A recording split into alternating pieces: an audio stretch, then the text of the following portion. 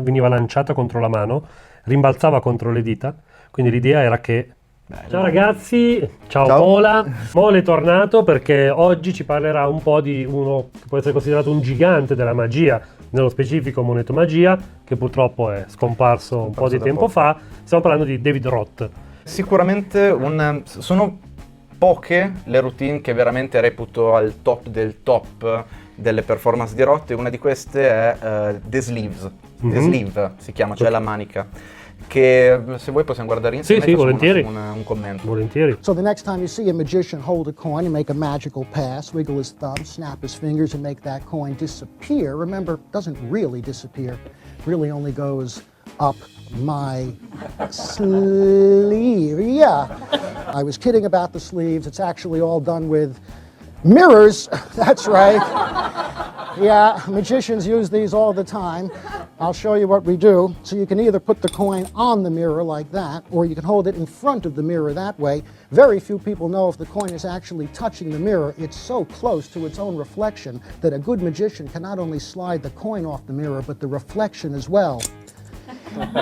It's concept stuff, but I have doubled my money. Of course, only one of these coins is real. That's this one. The other one's just a reflection and, of course, has no substance. Now, maybe you wonder what exactly happens to a reflection when it disappears in this way. In most tricks, it goes back into the mirror. But in this trick, it goes back up my sleeve.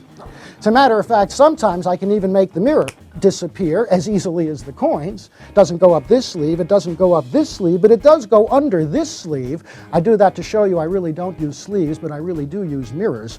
That's how I got this reflection. Of course, it really is just a reflection, belongs in the mirror. See, if I tried that with this coin, nothing would happen at all. That's because this coin's real.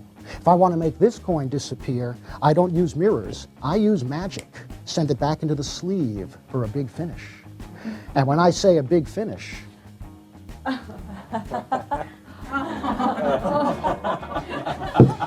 I mean it. Entrando un po' più nel dettaglio, ho visto, a parte la gestualità, ricordava molto Slidini, Sì. E poi in effetti c'è molta magia di Slidini. Tenere le braccia rigide. Vabbè, era Slidini che dava le braccia rigide.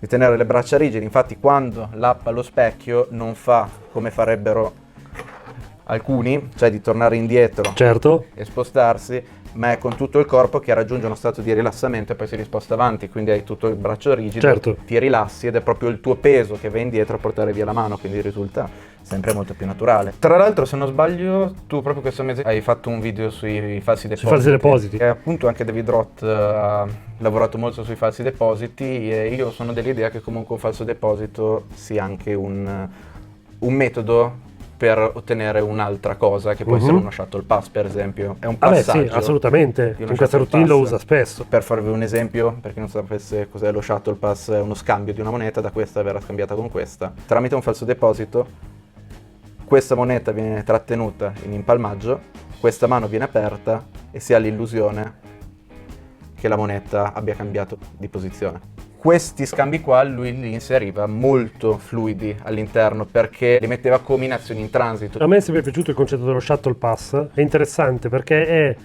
un modo per mostrare, è interessante perché è un modo per mostrare le mani vuote senza mostrare le mani vuote.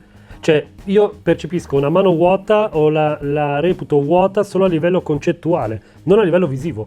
Non so se riesco a spiegarmi, è interessante. Cioè, io ho visto in gioco una moneta sola, è apparsa la moneta, la lascio in questa mano, senza più bisogno di far vedere questa mano vuota, per gli spettatori è vuota. Non so se riesco a spiegarmi, che è la cosa che mi ha sempre affascinato, no? Sai, perché a volte tu fai sparire una moneta e poi trovi tutti il lavaggio di mano per far vedere che le mani sono vuote. Sì. In realtà basta lavorare a livello concettuale, senza bisogno per forza di far vedere. Cioè, se io a livello cerebrale convinco che la mano è vuota, è vuota. E quindi se fino a un secondo fa in gioco c'è sempre stata solo una moneta e questa moneta continua a essere in gioco e la rimbalzo da mano a mano, è ovvio che le mani siano vuote, perché non posso fare altrimenti.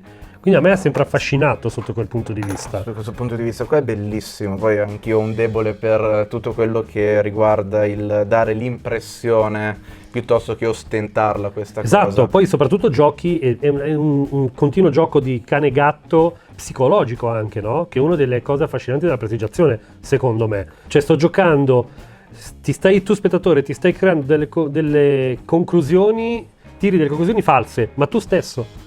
Quindi non potrei mai uscire da quella trappola. Non so se riesco a rendere l'idea. Ma poi in fondo tutto questo qui è anche, ne abbiamo già parlato anche in un altro video, mille con volte. Ramsey, sul discorso del Esatto. far percepire piuttosto che il far mostrare. Sì. Il pass effettivamente rientra in questa categoria. Molto più qua. forte e molto più subdolo. Soprattutto si può anche inserire, è una mossa che di per sé nasconde quasi un'azione in transito, soprattutto se magari inserita con la necessità di prendere un oggetto. Certo. Per esempio, in una moneta devi Infatti, prendere l'altro oggetto. assolutamente. Che poi effettivamente non è nulla di differente che avere in azione in transito il falso deposito. Sì.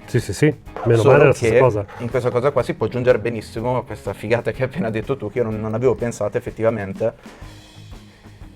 che tutto viene mascherato non soltanto dall'azione in transito, ma è quasi un'azione in transito messa in un'azione in transito, e questi Inception col cavolo che Sì, deve ciao, non ricostruire puoi, qualcosa. queste scatole cinesi, no, matriosche, sono molto difficili è impossibile fare un backtrack di quello che è successo, e quindi da quel punto di vista secondo me è molto molto interessante. Tra l'altro un'altra cosa che mi viene in mente con lo Shuttle Pass è che si può modificare leggermente per avere un effetto, una resa ancora migliore. Adesso non mi ricordo bene il nome di chi ha introdotto questa cosa, però al contrario di quello che ho fatto vedere io prima, cioè che la moneta viene fatta passare di mano in mano in qualsiasi modo, Sì, se mentre si fa falso deposito questa moneta viene fatta saltare, si può avere l'impressione che la moneta sia effettivamente passata in lancio da una mano all'altra, Sì. e quindi si toglie anche il momento di copertura, perché lo Shuttle Pass, per quanto in transito e tutto, ha sempre un momento coperto. certo. Invece lanciandosi